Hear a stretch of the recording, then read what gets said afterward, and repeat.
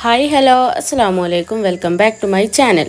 ഇന്ന് ഞാൻ വന്നിട്ടുള്ളത് ഒരു ഈസി ആയിട്ടുള്ള ചെമ്മീൻ കറിയുടെ റെസിപ്പി വീഡിയോയുമായിട്ടാണ്. അപ്പോൾ നമുക്ക് വീഡിയോയിലോട്ട് പോവാം. ആവശ്യമായ സാധനങ്ങൾ: 2 തക്കാളി, 1 സവാള, 1 ടേബിൾ സ്പൂൺ ഇഞ്ചി വെളുത്തുള്ളി ചതച്ചത്, പൊടികളായിട്ട് 1 ടീസ്പൂൺ മല്ലിപ്പൊടി, 1/4 ടീസ്പൂൺ വലിയ ജീരകത്തിൻ്റെ പൊടി, ആവശ്യത്തിന് ഉപ്പ്, 1 ടീസ്പൂൺ മുളക് പൊടി, 1/2 ടീസ്പൂൺ മഞ്ഞൾപ്പൊടി.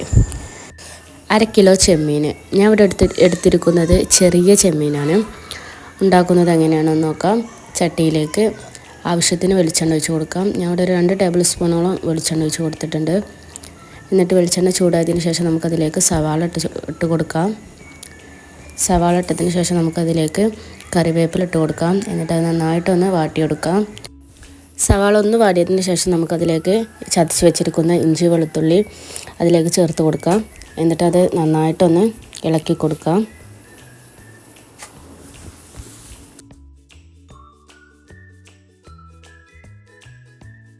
അതൊന്ന് വാടിയതിന് ശേഷം നമുക്കതിലേക്ക് തക്കാളിയും പച്ചമുളകും ചേർത്ത് കൊടുക്കാം. എന്നിട്ട് നന്നായിട്ടൊന്ന് ഇളക്കി കൊടുക്കാം.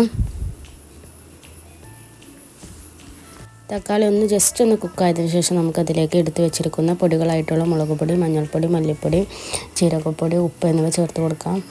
എന്നിട്ട് നന്നായിട്ട് ഇത് ചേർത്ത് കൊടുത്തിട്ട് നമുക്കിത് നന്നായിട്ടൊന്ന് ഇളക്കി കൊടുക്കാം.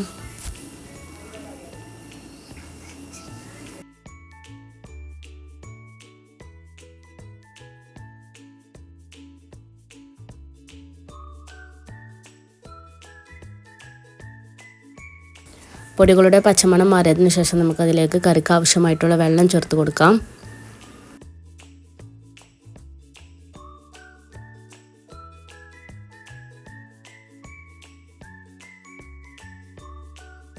കറി നന്നായിട്ടൊന്ന് തിളച്ചതിന് ശേഷം നമുക്കതിലേക്ക് ക്ലീൻ ചെയ്ത് വെച്ചിരിക്കുന്ന ചെമ്മീൻ ചേർത്ത് കൊടുക്കാം.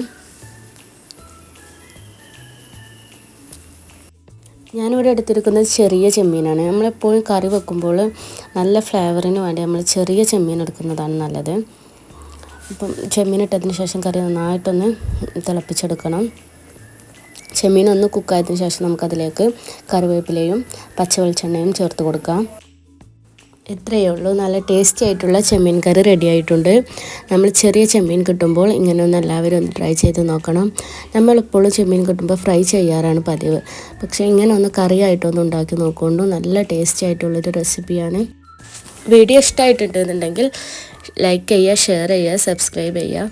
Thank you.